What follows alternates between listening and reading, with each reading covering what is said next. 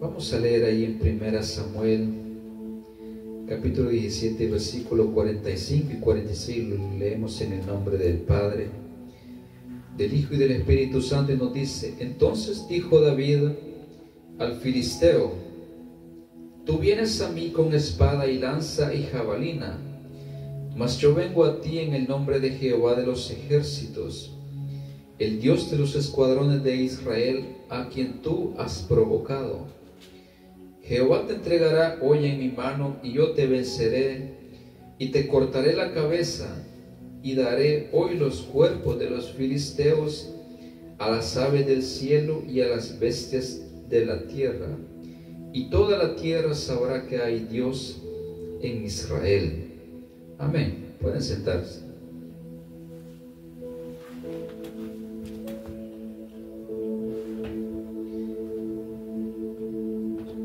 Nosotros creo que todos conocemos la historia de David.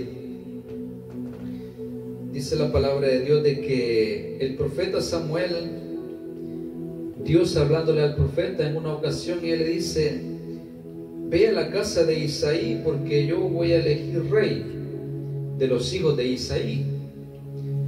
Pero dice la palabra de Dios de que no le revela el nombre de quién iba a ser el sucesor de Saúl.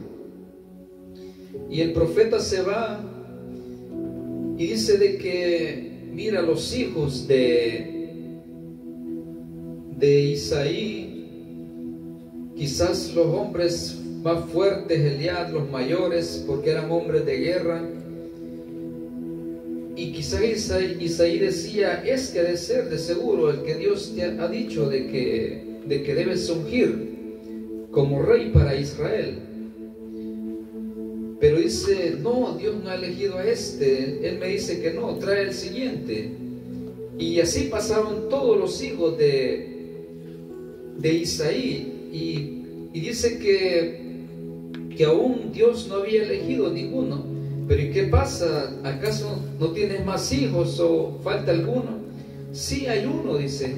Hay uno que está pastoreando las ovejas y es el menor de todos.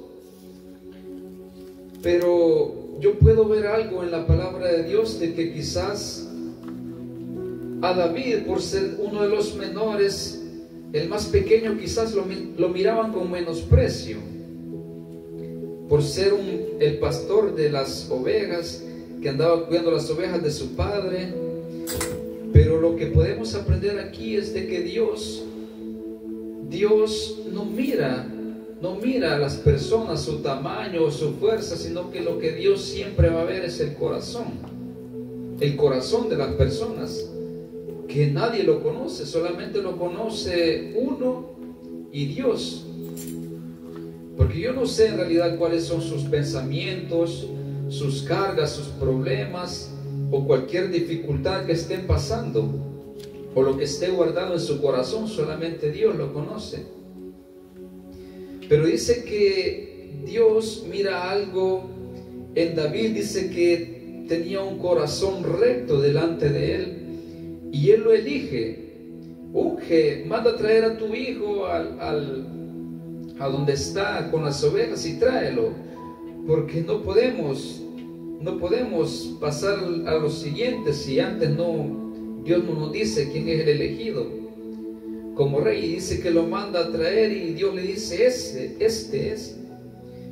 Y ungen a David como rey.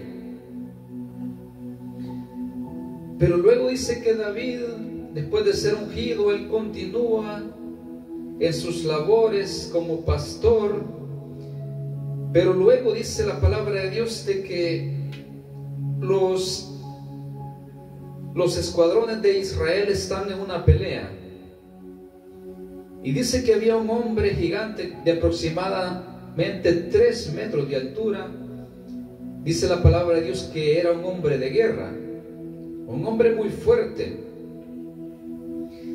Y dice de que este hombre, que pertenecía a los enemigos de Israel, a los filisteos, y dice que este hombre llamado Goliat, por 40 días, dice que le decían: mándenme un hombre para que pelee conmigo, y si ustedes me vencen, nosotros les vamos a servir, pero si yo gano, ustedes nos van a servir a nosotros. Y dice que así por 40 días, mañana y tarde, dice que este hombre salía para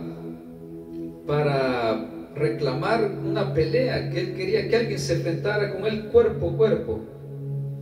Claro, y dice la palabra de Dios de que todos los hombres aquellos le tenían miedo, incluyendo los hermanos de David que estaban también en el ejército de Israel. Pero dice que en una ocasión le dice el padre: hijo, ve a donde tus hermanos que están en la batalla, llévales pan, llévales agua y tráeme noticia de si están con vida o a ver qué estará pasando.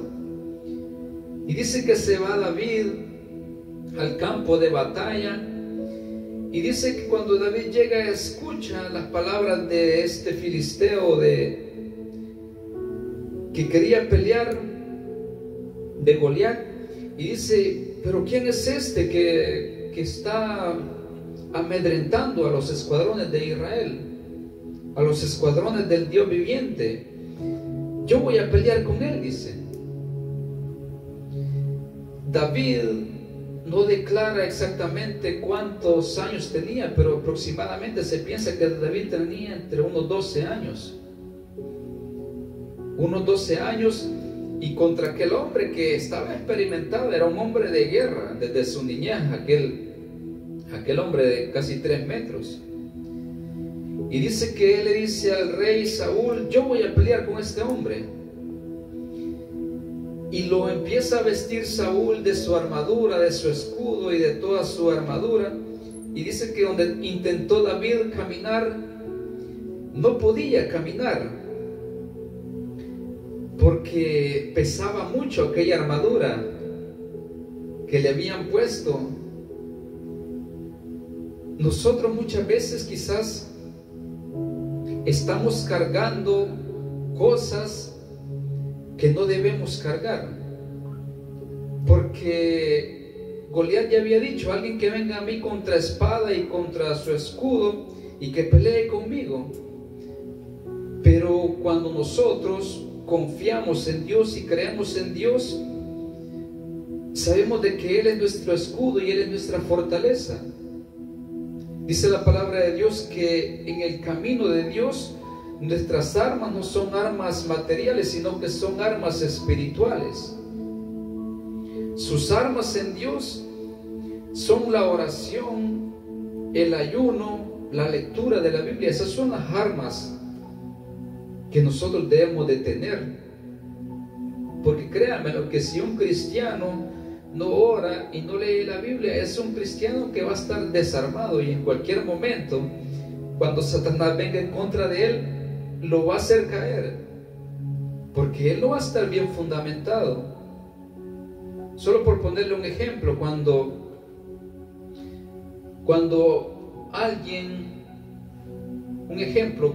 hay una guerra y las personas, aquellos soldados ellos llevan sus armas, pero no va a ir alguien a la guerra y va a ir desarmado, porque entonces va a ser una presa fácil del enemigo.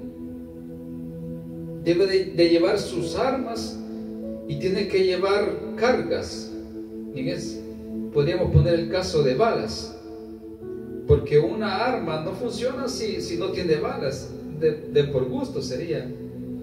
Y es así como viven muchos cristianos prácticamente, que tienen la Biblia como arma, pero como no la leen, es de por gusto, porque la fuerza de Dios la vamos a obtener cuando empezamos a leer la palabra de Dios, cuando empezamos a escudriñarla y empezamos a comprender todos los secretos de Dios que están encerrados en ese libro sagrado, porque este libro es la voluntad de Dios, ese libro es la palabra de Dios. Y dice que David dice: no, yo no puedo cargar con esto mucho pesa. Y dice de que su arma era nada más una honda, y dice la palabra de Dios que se va para el río y recoge 5 piedras. Recoge 5 piedras, y esa era el arma que él llevaba para enfrentar a Goliat. Y cuando él se acerca y dice, ¿y que acaso yo soy algún animal para que vengas tú? Dice que vienes con piedras y palos, porque David llevaba su cayado. Porque Goliat esperaba ver un hombre fuerte, armado con espada, pero David llevaba lo más importante, que era el Espíritu de Dios, era la fuerza de Dios con la que él iba a pelear. Y eso es lo que acabamos de leer. Dice, entonces dijo David al filisteo, tú vienes a mí con espada y lanza y jabalina, mas yo vengo a ti en el nombre de Jehová de los ejércitos, el Dios de los escuadrones de Israel, a quien tú has provocado.